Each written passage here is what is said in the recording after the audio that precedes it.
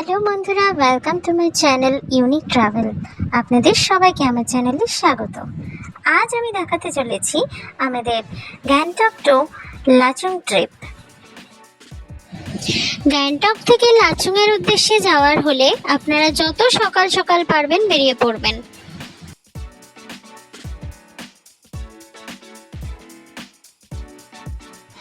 লাচুং যাওয়ার পথে আমরা প্রথম এই নদীটি দেখতে পাই। কি সুন্দর অপূর্ব দৃশ্য, তাই না বন্ধুরা? গ্যাংটক থেকে লাচুংয়ে যাওয়ার পথে সাইট সিনগুলো আমাদের প্যাকেজের মধ্যে ছিল, তাই আমরা প্রত্যেকটা সাইট সিনে দাঁড়িয়ে দাঁড়িয়ে কিছু ফটোগ্রাফি ভিডিওগ্রাফি করে নিচ্ছি এবং কিছুটা সময় এখানে কাটিয়ে নিচ্ছি।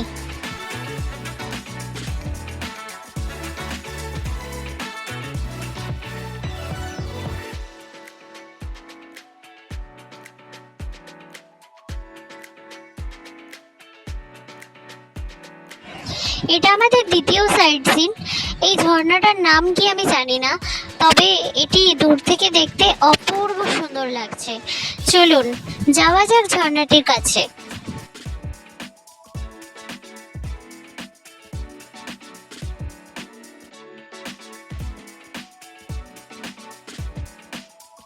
এই ঝর্ণাটার কি নাম আমি ঠিক জানি না, তবে এটা অনেকটা উঁচু থেকে ঝর্ণার জলটা পড়ছিল, আর এখানে কাজও হচ্ছিল এই ব্রিজটার। আমি এখানে দাঁড়িয়ে কয়েকটা ফটো এবং আপনাদের জন্য ভিডিওগ্রাফি করে এনেছি।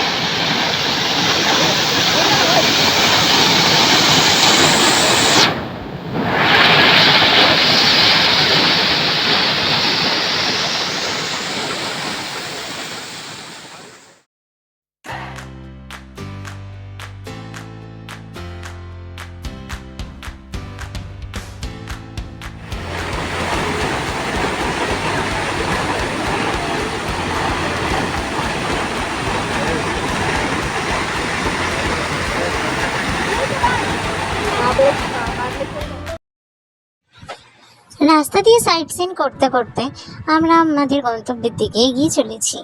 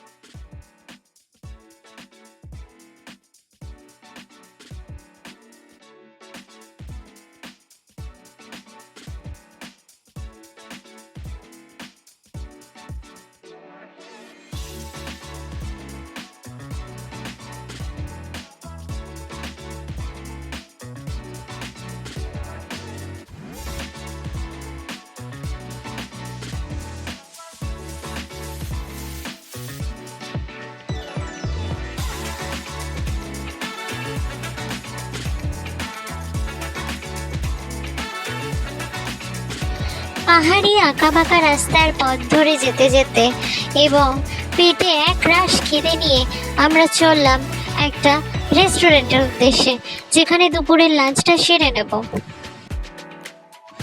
সময় নষ্ট না করে নিয়ে নিলাম আমাদের লাঞ্চ। আমাদের প্যাকেজের মধ্যে এই লাঞ্চটা ইনক্লুডেড ছিল।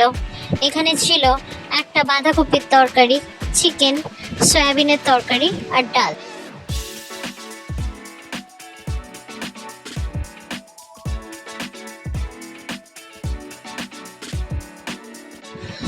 শান্ত ও স্নিগ্ধ তিস্তা নদীকে ফেলে আমরা চললাম আমাদের গন্তব্যে, কিন্তু আমাদের রাস্তা খারাপ থাকায় সামনে প্রচুর জ্যাম হয়ে গিয়েছিল।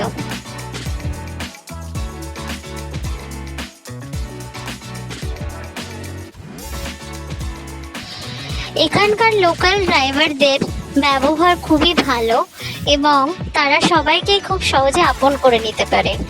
এছাড়াও এনাদের আরেকটা গুণ না বললেই নয়, এনারা এত ভালো অভিজ্ঞতার সাথে গাড়ি চালান যে কোনো রকম কোনো অসুবিধাই আমাদের পড়তে হয়নি এখানে গিয়ে।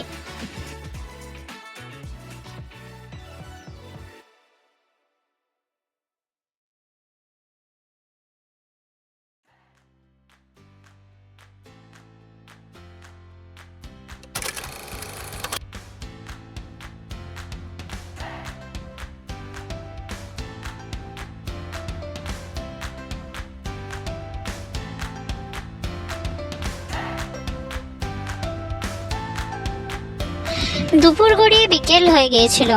অনেকক্ষণ গাড়িটা চলার পর আমরা একটা চায়ের দোকানে আমাদের গাড়িটা দাঁড় করালাম এবং সেখানে আমরা কিছুক্ষণ চা কফি খেয়ে একটু আড্ডা মেরে আবার উঠে পড়লাম।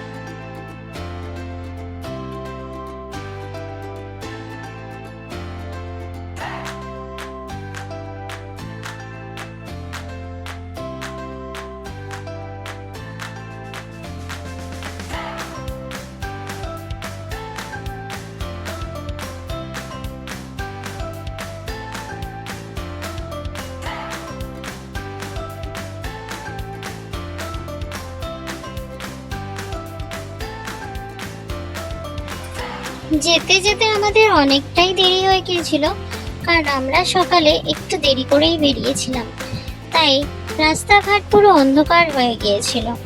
পাহাড়ি এলাকায় যখন তখন বৃষ্টি শুরু হয়ে যায়, তাই মাঝে মধ্যে আমাদের গাড়িটা একটু থেমে থেমে যাচ্ছিল। তার জন্য আমাদের পৌঁছতে টাইম লেগে গেছিল সন্ধ্যে 7টা মতো।